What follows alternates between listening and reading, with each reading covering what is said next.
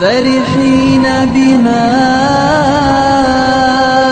آتاهم الله من فضله ويستبشرون بالذين لم يلحقوا بهم من خلفهم ألا خوف عليهم ولا هم يحزنون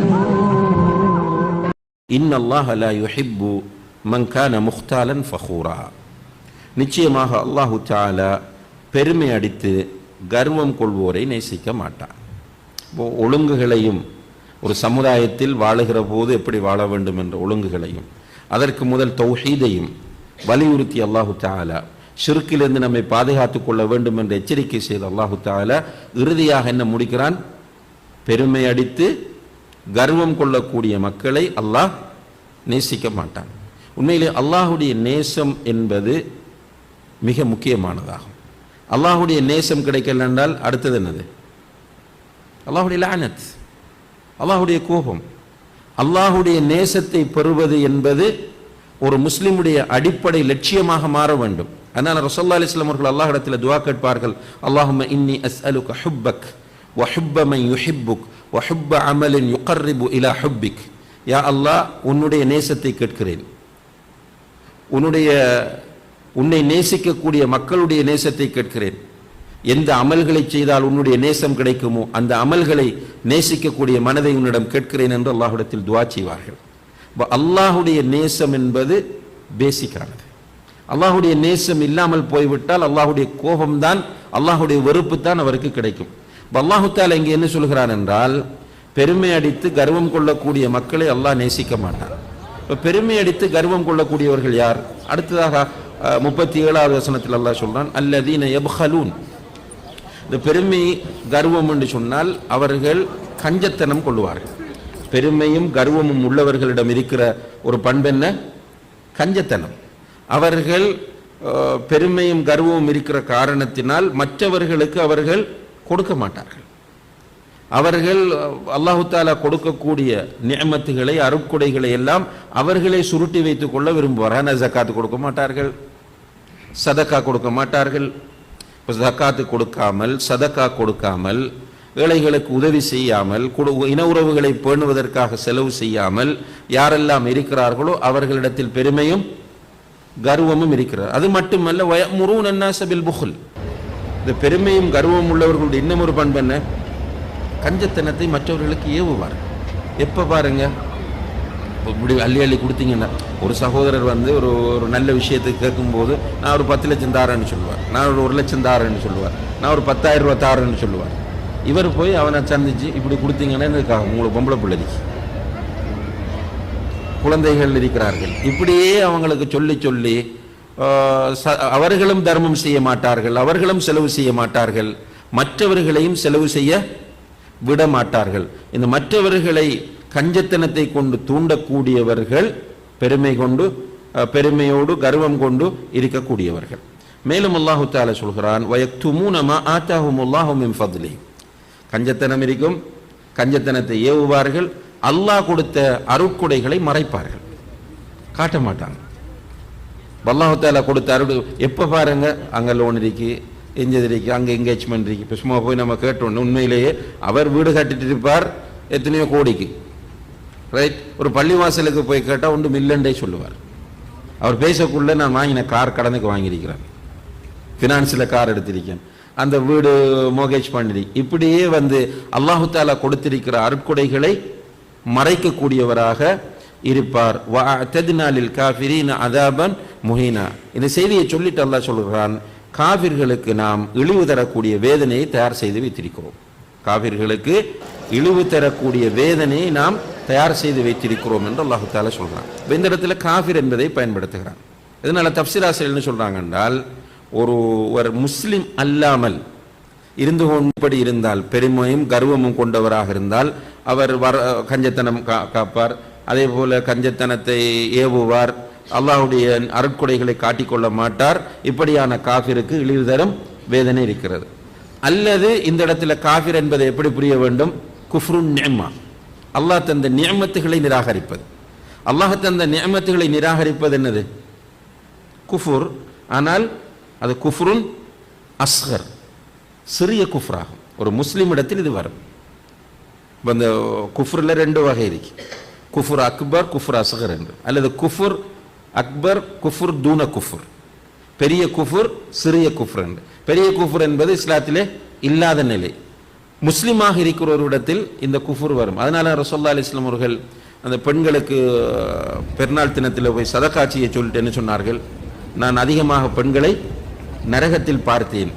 அப்போ அவங்க காரணம் கேட்குறாங்க, ஏன் யார் ரசூலுல்லாஹ்ன்றதுக்கு அவர்கள் நிராகரிக்கிறார்களா என்று கேட்டதுக்கு, இல்லை இஸ்லாத்தை விட்டு போனதுக்காக இல்லை, எக்ஃபுர்னல் அஷீர், அவர்கள் கணவன்மாருக்கு நன்றி கெட்டவர்களாக இருக்கிறார்கள். அப்போ அல்லாஹுடைய நிஅமத்தை நிராகரிப்பது, இந்த நிலையில் இருப்பவர்களுக்கும் இழிவு தரக்கூடிய வேதனை இருக்கிறது என்று புரிந்து கொள்ள வேண்டும் என்று தஃப்சீராசிரியர்கள் குறிப்பிடுகிறார். அடுத்த ஒரு பண்பை அல்லாஹு தஆலா சொல்கிறான். யார்? பெருமை கர்வம் உள்ளவர்களுடைய இன்னும் ஒரு பண்பு என்ன? வல்லதீன யுன்ஃபிகூன அம்வாலஹும் ரிஆ அன்னாஸ். ஒரு பக்கம் கஞ்சத்தனமாக இருப்பார்கள், சில நேரம் செலவு செய்வார்கள். செலவு செய்த எப்படி செலவு செய்வார்கள்? பெருமைக்கு செலவு செய்வார்கள், அல்லாஹுக்காக செலவு செய்ய மாட்டார்கள். இப்போ ஒரு முஸ்லீம் எப்படி செலவு செய்வார்? வலது கையால் கொடுக்கிறது இடது கைக்கு தெரியாமல் இருக்கும். இப்போ கொடுத்திருப்பார், மனைவி கூட சொல்ல மாட்டார். மனைவி கொடுத்திருப்பாங்க, கணவனுக்கு கூட சொல்ல மாட்டாங்க. இருக்கக்குள்ள நண்பர்கள் 2 பேர் இருப்பாங்க, கூட இருந்த நண்பருக்கு தெரியாம 3வது ஆளுக்கு கொடுத்துட்டு போவார். இதுதான் ஒரு மூமினுடைய பண்பு. மூமின்கள் மேக்சிமம் அல்லாஹுவை திருப்திப்படுத்த வேண்டும் என்பதிலே கவனமாக இருப்பார்கள்.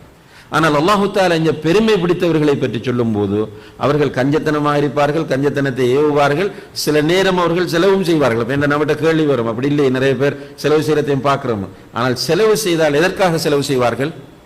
ரிஆ அன்னாஸ், மற்றவர்களுக்கு காட்டி அதன் மூலம் முகஸ்துதியை பெற்றுக்கொள்வதற்காக வேண்டி அவர்கள் செலவு செய்வார்கள். அவர்களிடத்தில் அல்லாஹுவை பற்றிய நம்பிக்கை உறுதியாக இருக்காது. வலா யுமினூன பில்லாஹி வலா பில் யௌமில் ஆஹிர், அல்லாஹை பற்றி மறுமையை பற்றிய உறுதியான நம்பிக்கை இருக்காது.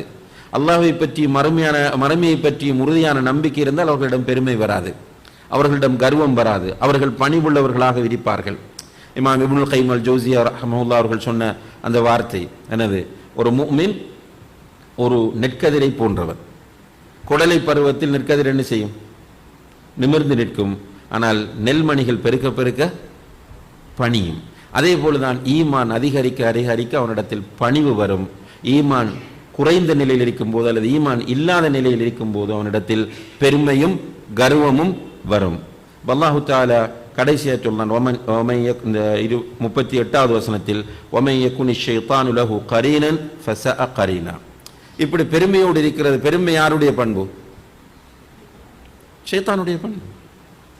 இப்லீஸ், அல்லாஹு தஆலா இப்லீஸை பார்த்து ஆதம் அலைஹிஸ்ஸலாம் அவர்களுக்கு சுஜூது செய்ய சொன்ன நேரத்தில் இப்லீஸ் என்ன சொன்னான்? என்னை நீ நெருப்பிலிருந்து படைத்தாய், ஆதத்தை மண்ணிலிருந்து படைத்தாய். மண்ணிலிருந்து படைக்கப்பட்ட இந்த ஆதத்திற்கு நெருப்பால் படைக்கப்பட்ட நான் போய் சுஜூது செய்வதா என்று பெருமை பேசினான். அப்ப இந்த பெருமை கர்வம் இருப்பது ஷைத்தான். அப்ப அல்லாஹு தஆலா சொல்கிறான், ஷைத்தான் யாருக்கு நண்பனாக இருக்கிறானோ அவனே மிக கெட்ட நண்பனாவான். இப்ப ஷைத்தான் ஒருவனுக்கு ஃப்ரெண்டா கிடைச்சிட்டால் அதை விட மோசமான ஒரு நண்பன் கிடைக்காது. ஷைத்தான் நண்பனா கிடைச்சிட்டான்டா வறுமையை பட்டு கொண்டு ஏவுவான். ஷைத்தான் வறுமையை ஒரு தலைவனிட்ட கஞ்சத்தனம் வரும். அல்லாஹ் குர்ஆன்ல சொல்லி காட்டுகிறான், ஷைத்தான் வந்தால் நண்பனாக ஆகிவிட்டால் ஷைத்தான் வறுமையை எச்சரிக்கை செய்வான், உனக்கு வறுமை வந்துவிடும். வறுமை வந்துவிடும் என்ற பயம் ஏற்பட்டால் என்ன நடக்கும்? கஞ்சத்தனம் ஆட்டோமேட்டிக்காக வரும்.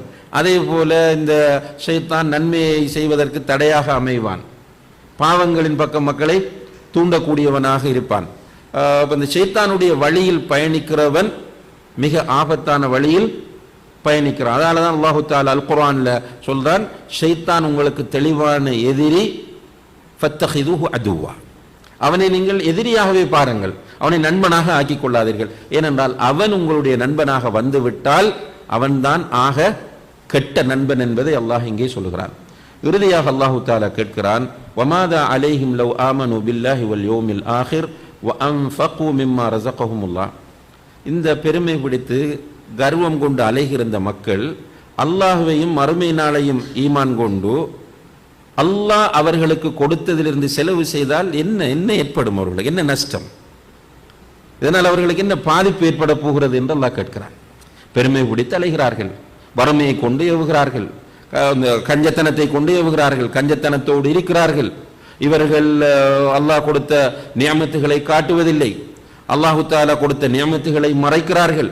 இப்படி நடந்து கொள்ளக்கூடிய இந்த மக்கள் அல்லாஹ்வை மறுமை நாளையும் ஈமான் கொண்டு அல்லாஹ் அவர்களுக்கு கொடுத்ததிலிருந்து செலவு செய்தால் அவர்களுக்கு என்ன கேடு வந்து விட போகிறது என்று அல்லாஹு தஆலா கேட்கிறான். உண்மையிலே இந்த குர்ஆன் வசனத்தை ஒரு உணர்வுபூர்வமாக ஓதுகிற ஒரு முஃமின் நிச்சயமாக இதன் மூலம் படிப்பின அப்படியான ஒரு ஸ்டைலில் அல்லாஹு தஆலா இந்த கேள்வியை எழுப்புவதை நம்ம பார்க்கிறோம். எல்லாத்தையும் சொல்லிட்டு இந்த வசனத்தை முடிக்கும் போது வகான அல்லாஹு பிஹிம் அலீமா, இவங்க செய்கிற எல்லாவற்றையும் அல்லாஹு தஆலா நன்கறிந்தவனாக இருக்கிறான். ஏற்கனவே அல்லாஹுடைய பெயர் அலீம் என்பதை நம்ம பார்த்திருக்கிறோம். அல்லாஹுடைய இல்ம் எவ்வளவு விசாலமானது என்பதையும் பார்த்திருக்கிறோம். எனவே எல்லாத்தையும் அல்லாஹ் பார்த்துட்டு இருக்கிறான். உள்ளத்தில் ஏற்படக்கூடியதையும் பார்த்துட்டு இருக்கிறான், நாவில் பேசக்கூடியதையும் பார்த்துட்டு இருக்கிறான், நம்ம செய்யக்கூடியவைகளையும் பார்த்து கொண்டிருக்கிறான். எனவே அல்லாஹ்விடம் இருந்து நீங்கள் யாரும் தப்ப முடியாது என்கிற செய்தியோடு இந்த பகுதியை அல்லாஹு தஆலா நிறைவு செய்கிறான். எனவே எல்லாம் வல்ல அல்லாஹ் ஜல்ல ஷானஹு தஆலா இந்த வசனங்கள் சொல்லப்பட்ட அடிப்படையில் நம்முடைய வாழ்க்கையை அமைத்துக் கொள்ள தௌஃபீக் செய்ய வேண்டும். பெருமை, கர்வம் என்ற மிக மோசமான பண்புகளிலிருந்து அல்லாஹ் நம் அனைவரையும் பாதுகாப்பானாக. எமது நிகழ்ச்சிகளை யூடியூப் வாயிலாக தொடர்ச்சியான பயான்களை பார்வையிட டாக்டர் முபாரக் மதனி ஆஃபீஷியல் எனும் யூடியூப் சேனலை சப்ஸ்கிரைப் செய்யுங்கள்.